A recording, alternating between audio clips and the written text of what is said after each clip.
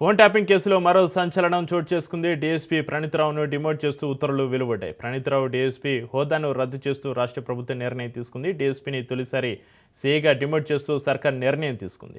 డీఎస్పీగా పదోన్నతి పొందిన అనంతరం ప్రమోషన్ కాలంలో విధుల దుర్వినియోగానికి పాల్పడిన నేపథ్యంలో ఈ నిర్ణయం తీసుకున్నట్లుగా వెల్లడించింది. ఈ మేరకు హోంశాఖ ప్రభుత్వ ప్రధాన కార్యదర్శి సివి ఆనంద్ ఉత్తర్వులు జారీ చేశారు. దీంతో గతంలో ప్రణీత్రావుకు కల్పించిన యాక్సిలరేటెడ్ పదోన్నతి రద్దయినట్లయింది. ఇకపై ఆయన ఇన్స్పెక్టర్గానే కొనసాగనున్నారు. సాధారణంగా తీవ్రవాద ఉగ్రవాద కార్యకలాపాల అణచివేతలో ప్రతిభ కనపరిచిన పోలీసు అధికారులకు మాత్రమే యాక్సిలరేటెడ్ పదోన్నతి కల్పించే విధానం రాష్ట్రంలో అమల్లో ఉంది. అలాంటి కార్యకలాపాల్లో పనిచేయకపోయినా ప్రణీత్రావుకు డీఎస్పీగా పదోన్నతి కల్పించడం అప్పట్లో కలకలం రేపింది.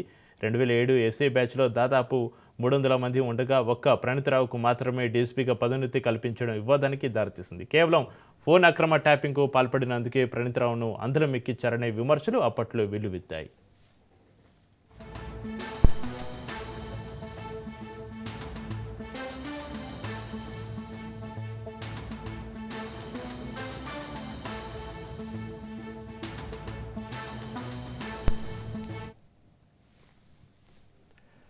ఫోన్ ట్యాపింగ్ కేసులో మరో సంచలనం చోటు చేసుకుంది. డీఎస్పీ ప్రణీత్రావును డిమోట్ చేస్తూ ఉత్తర్వులు వెలువడ్డాయి.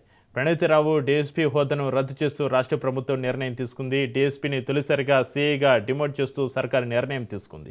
డీఎస్పీగా పదోన్నతి పొందిన అనంతరం ప్రమోషన్ కాలంలో విధుల దుర్వినియోగానికి పాల్పడిన నేపథ్యంలో ఈ నిర్ణయం తీసుకున్నట్లుగా వెల్లడించింది. ఈ మేరకు హోంశాఖ ప్రభుత్వ ప్రధాన కార్యదర్శి సివి ఆనంద్ ఉత్తర్వులు జారీ చేశారు. దీంతో గతంలో ప్రణీత్రావుకు కల్పించిన యాక్సిలరేటెడ్ పదోన్నతి రద్దయినట్లయింది. ఇకపై ఆయన ఇన్స్పెక్టర్గానే కొనసాగనున్నారు. సాధారణంగా తీవ్రవాద ఉగ్రవాద కార్యకలాపాల అణచివేతలో ప్రతిభ కనపరిచిన పోలీసు అధికారులకు మాత్రమే యాక్సిలరేటెడ్ పదోన్నతి కల్పించే విధానం రాష్ట్రంలో అమల్లో ఉంది. అలాంటి కార్యకలాపాల్లో పనిచేయకపోయినా కూడా ప్రణీత్రావుకు డీఎస్పీగా పదోన్నతి కల్పించడం అప్పట్లో కలకలం రేపింది. 2007 ఎస్ఐ బ్యాచ్లో దాదాపు 300 మంది ఉండగా ఒక్క ప్రణీత్రావుకు మాత్రమే డీఎస్పీగా పదోన్నతి కల్పించడం వివాదానికి దారితీసింది. కేవలం ఫోన్ అక్రమ ట్యాపింగ్కు పాల్పడినందుకే ప్రణీత్రావును అందలం ఎక్కించారనే విమర్శలు అప్పట్లో వెల్లువెత్తాయి.